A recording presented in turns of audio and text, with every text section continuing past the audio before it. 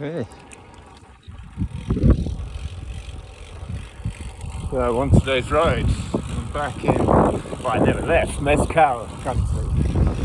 So started there with a shot of some of the mezcal plants, the agaves, or maguey. Agave is the Spanish word, the Spanish for, comes from the Latin, I guess, from the Linnaeus categorization of plants. But maguey, no, they're just everywhere. The maguey is the pre-Hispanic, the indigenous name for them. Zapatero. The Zapatero are the indigenous people around here.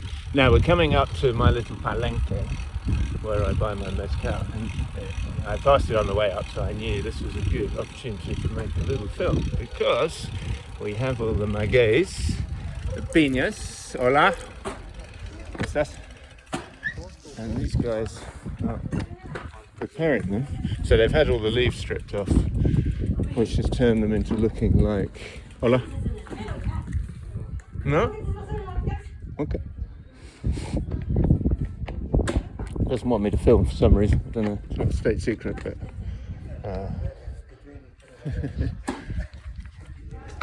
they're cutting up the maguey to put in the fire pit, which I got a shot at last time, so you can see it in my last video. And they'll burn the maguey. They make a big pit with like volcanic rocks and wood, and then they place the magueys in the piñas, and then they cover it with like old pulp from the distillation process, and then they cover it with earth and a big tarpaulin, and they let it cook for like 3 days, I think. And the making of the fire is the real art, I think, from what I've seen, the way they place them. And once that's done, I won't get the chance to film that because we're at the start of the process here. They'll be like rich with a sort of thick sap, sugary sap, and that's, you can see that big stone there. That's what they'll crush them, and then they'll chuck all of that in the big vats over here and ferment it for another few days, and that makes pulque. And pulque, oh look, there is some fermenting in there. Hola. Hola, gente, buenos días. Buenos días, buenos días.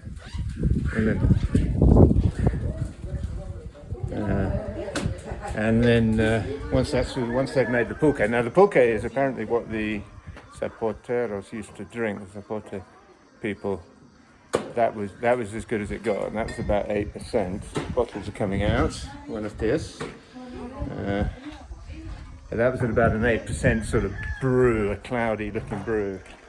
But the Spanish apparently taught them distillation. And then we've got I got them last time, let's see if we can see them this time. Oh yeah, you can see the copper stills over in the background there. Although traditionally they would have used clay pots.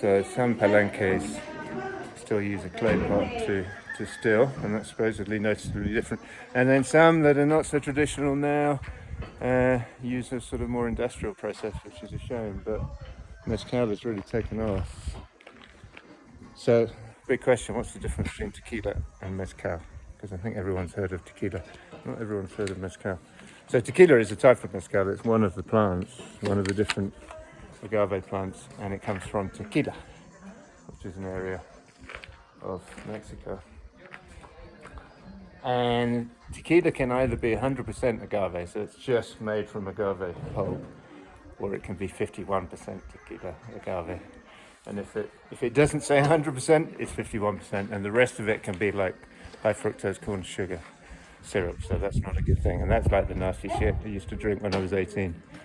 Anything that needs sugar and lemon juice to get down, salt and lemon to get it down, can't be that good.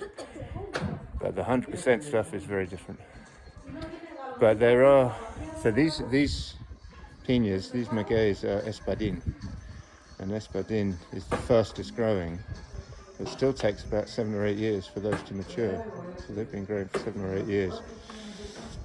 And that accounts for about 95% of all mezcal. The other 5% is another potentially 29 different species that all have different flavors, and some can take up to 40 years to grow. So that's going to make it pricey.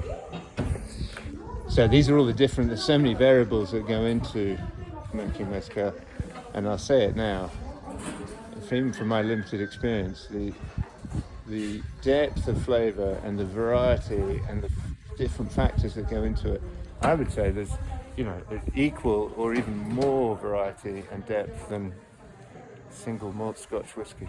There, I've said it. And you then get the sort of young espadin.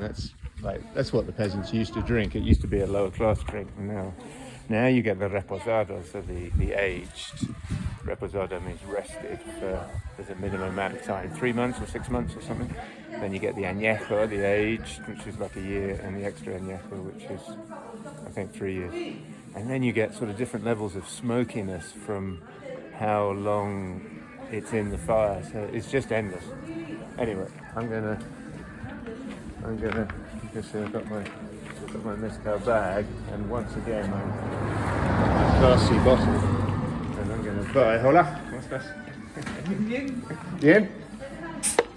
And we're gonna buy some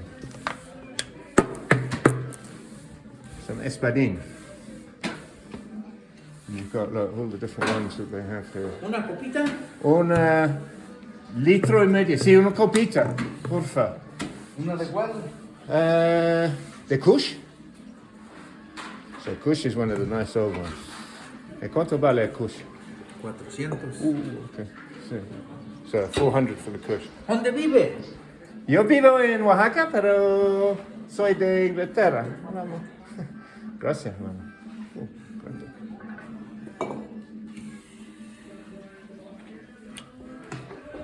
That's fantastic. Litro y medio. Como 2.25, creo. But we've got Jabali, Tobala, Ensamla. This is the Kush, Tepetstate, Espadin, the common one, Reposado, the rested one, and then some flavoured ones. Anyway, so that's about what I've learned so far. So I'll drink my mezcal. That'll keep me going for the next 15-20k, and then I'll have a little crash of energy, and then I'll be back in town. And once again, it's not all for me. ¿Qué platica? Es El proceso de mezcal, muy interesante. Y hoy tiene las piñas. ¿Cuántos días en el fuego? ¿Cuántos días en el fuego? horas. ¿En el juego? Sí. 5. 5 días. Wow, okay, so 5 days. ¿Y cuántos días para hacer el pulque?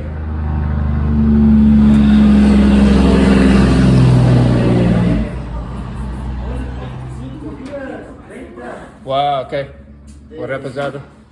So, wow, so up to 30 days. Anyway, I'm going to have to pay up, so that's it. See you later. Enjoy the piñas.